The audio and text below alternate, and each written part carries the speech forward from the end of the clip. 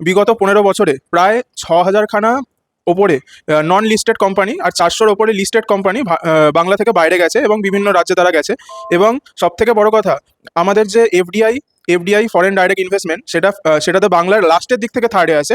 এবারের ভোটে দেখুন, 15 বছর একটা সরকারকে সুযোগ দেওয়া হয়েছে, কিন্তু তারা যে বাম শাসনের অবসান ঘটিয়ে 34 বছরের বাম শাসনের অবসান ঘটিয়ে তারা যে একটা সুযোগ দেখিয়েছিল। তারা বলেছিল যে শিল্প আনবে, সিঙ্গুরে শিল্প আনবে, আহ, আর এরকম মরিচ ঝাবির মতো কাণ্ড হবে না, কোনো নন্দীগ্রাম হবে না। কিন্তু তারপরে আমরা কি দেখলাম?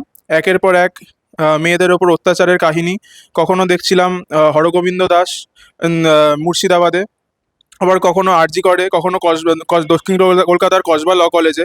এবং আমরা দেখছি যে বিগত 15 বছরে প্রায় 6,000খানা ওপরে নন লিস্টেড কোম্পানি আর 400-র ওপরে লিস্টেড কোম্পানি বাংলা থেকে বাইরে গেছে এবং বিভিন্ন রাজ্যে তারা গেছে।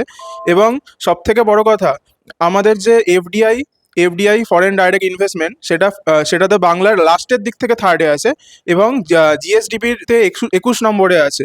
যে বাংলা একসময় স্বাধীনতার পরবর্তীকালে 3 নম্বরে ছিল, তাদের এরকম ইকোনমিক একটা অধঃপতন দেখা গেছে।